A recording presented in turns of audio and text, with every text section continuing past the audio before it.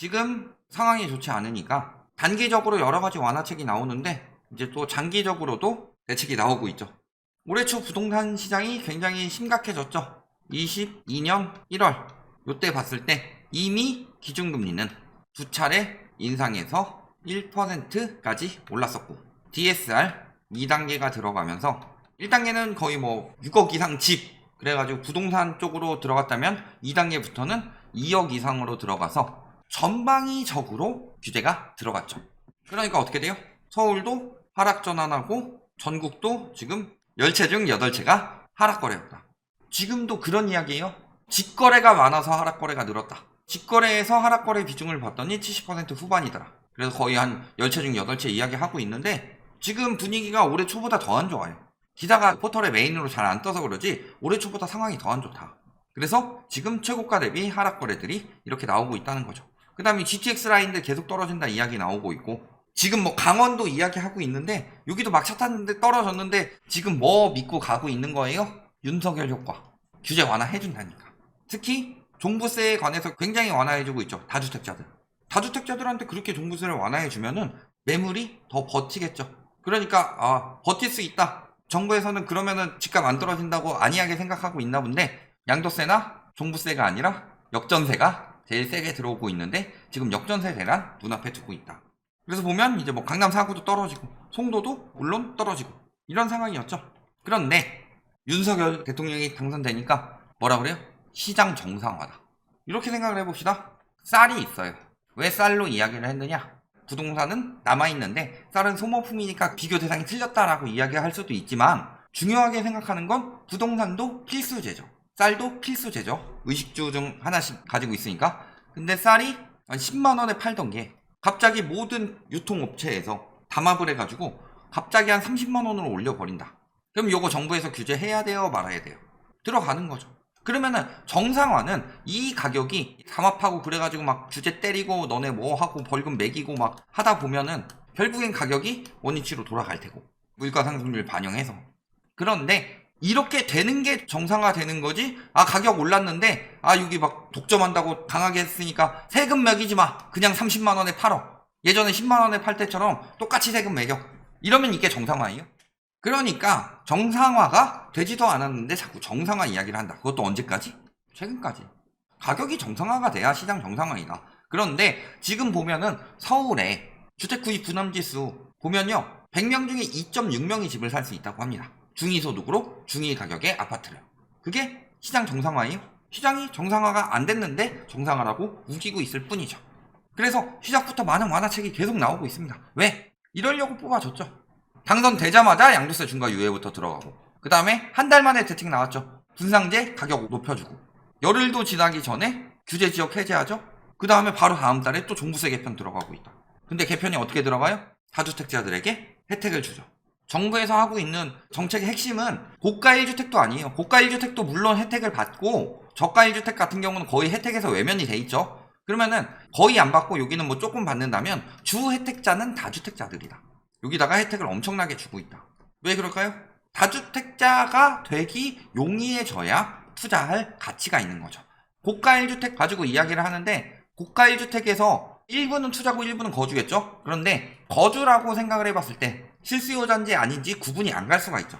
그러면은 거주하는 사람들에 대해서는 내가 계속 거기서 거주할 거면은 팔아서 이익을 남긴 게 아니기 때문에 미실현 이익인 거고 그들에게까지 강하게 규제가 들어간다 라고 하면은 문제가 생길 수 있다. 이런 부분은 있죠. 실수요인데. 그런데 특히 아파트 다주택자는 100% 투기꾼들입니다. 특히 갭투기들. 자, 갭투자라고 하죠. 갭투자가 뭐예요? 전세랑 매매의 차이를 두고 요 아파트를 매입을 하죠. 근데 왜 사요? 가지고 있으면 세금만 나가는데. 왜 사는 거예요?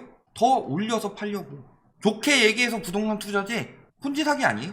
엄밀하게 보면 구조는 똑같아요. 혼지사기 어떻게 되는 거예요?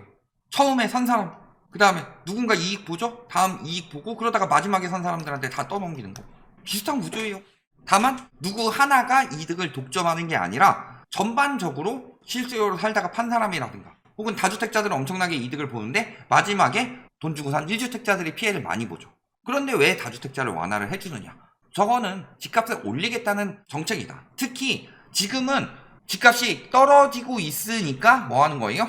싸게 못 팔게 만들려고. 그러면 집값 하락을 막을 수 있죠. 그러면 집값 안 떨어지겠구나 하고 수요들이 들어올 수 있죠. 그런데 지금은 수요가 들어올 수 있는 상황이 아니더라. 그래서 보면 어때요? 2.6 주택구입 잠재력 지수, 이게 뭐예요? 중위소득 가구가 20년 만기 대출로 구입할 수 있는 서울 아파트, 이것도 역시 중위 가격의 아파트겠죠?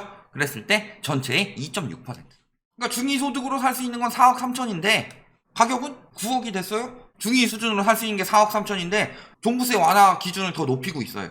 다주택자를 6억까지 면제를 해준대요, 요즘에. 미친 거 아니에요? 그러려고 뽑은 거고, 완화책을 굉장히 많이 해줘서 집값 하락을 계속 방어하고 있는 거다. 단기적으로 계속 이런 것들 나오고 있죠? 그런데 보면 어때요? 대출이 나와봐야 이 정도다. 그래서 이 소득은 어떻게 뽑았느냐? 2022년도 기준 중위소득 올랐대요. 그래서 2위는 326만원, 그 다음에 3위는 419만원이죠. 왜 이 두 가지를 뽑았느냐? 1인이던 사람이 2인 가구가 되는 경우에 많은 경우는 혼인이죠. 그리고 2인에서 3인이 되는 경우 출산이죠. 그러면은 혼인과 출산을 기준으로 중위소득을 가지고 했을 때 50년 대출로 받고요. 그 다음에 대출금리 지금 계속 오르고 있는데 그냥 5%로 잡았습니다. 어차피 안심전환대출은 신규한테는 안 들어가요.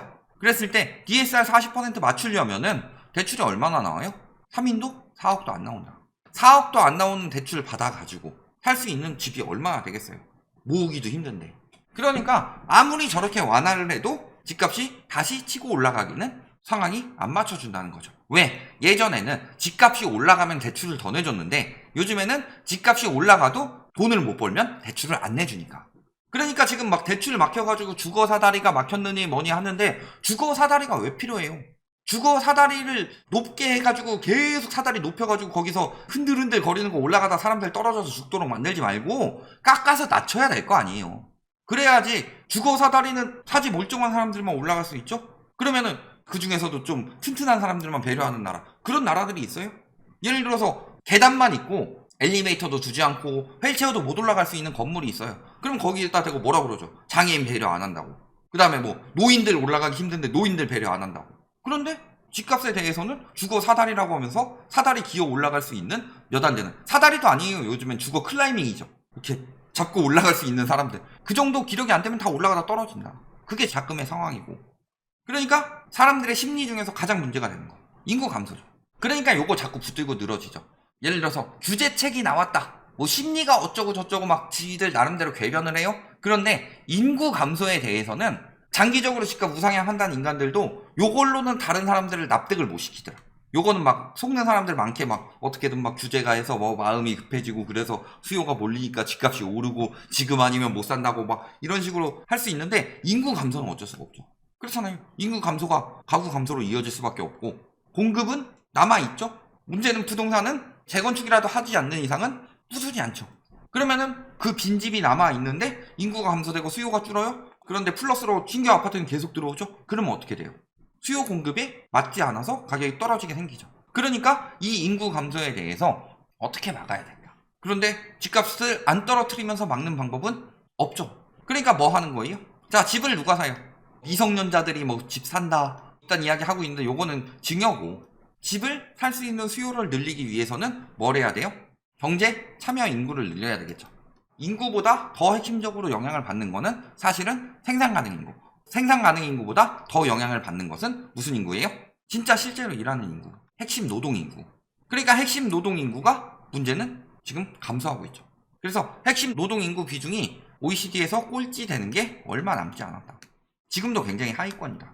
그러니까 요 인구를 해결하기 위한 정책들이 나와야 되죠. 그래서 윤석열 정부에서 인구 정책을 한 게 뭐가 있어요? 볼까요? 없어요.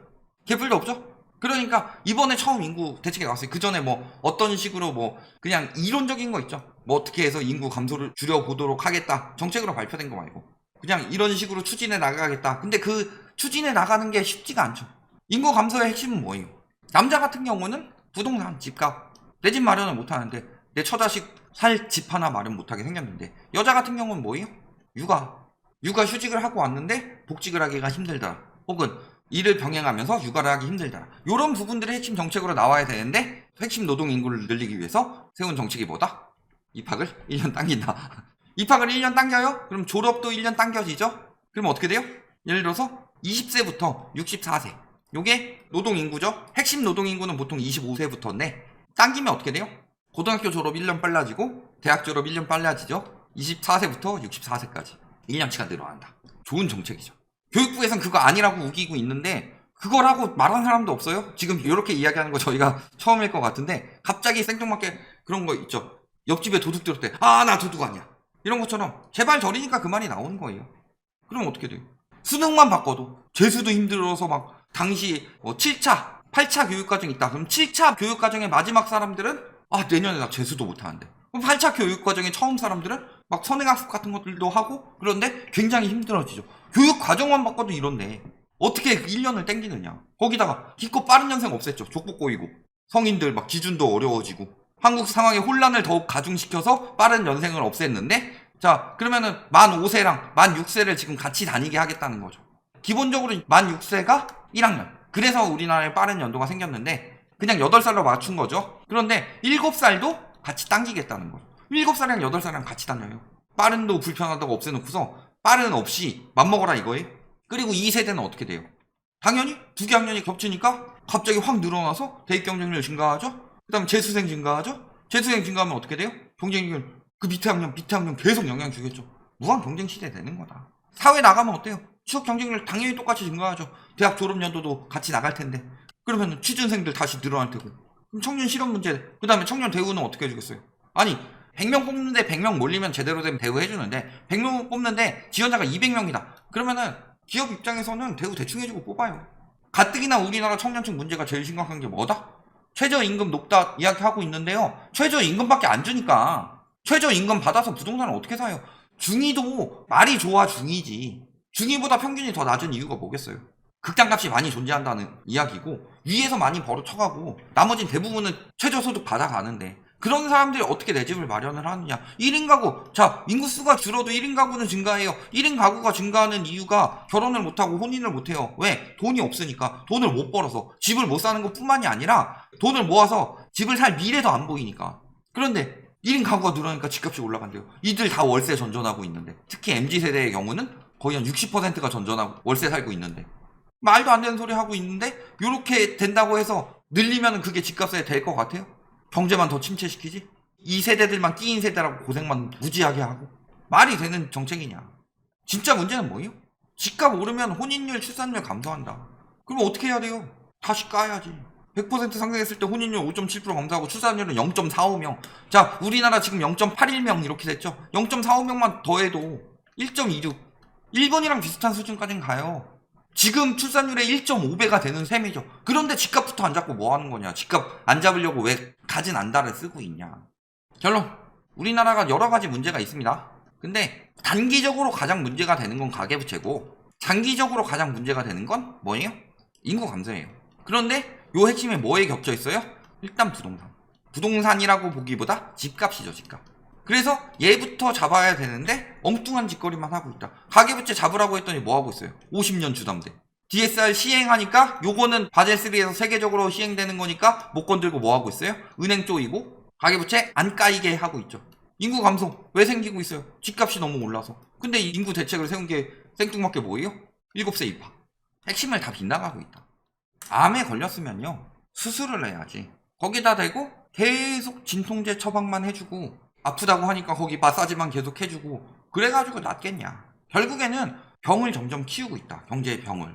그러면요 집값이요 저런 걸로 해서 일시적으로 잘 안 떨어지고 보합세가 길어질 수는 있겠죠. 다만 그것이 끝난 뒤에는 더 큰 영향을 받는다. 집 가진 사람들도 정신 차려라. 진짜로 장기적 우상향 뭐 물가 올라가는 만큼 화폐 가치 하락 만큼 그게 되려면 경제가 튼튼해야 되는데 집값 안 떨어뜨리려고 경제에 지금 말아먹고 있는데요. 그걸로는 오히려 더 큰 피해가 온다. MB 때처럼 완화하고 그래도 사람들을 여력이 안 된다고 빨리 느끼고 하락해가지고 정상화되면은 그나마 다행인데 그게 안 되면 진짜 큰일 난다. 근데 그게 안 될 수가 없는 상황이다. 여기까지 말씀드리겠습니다.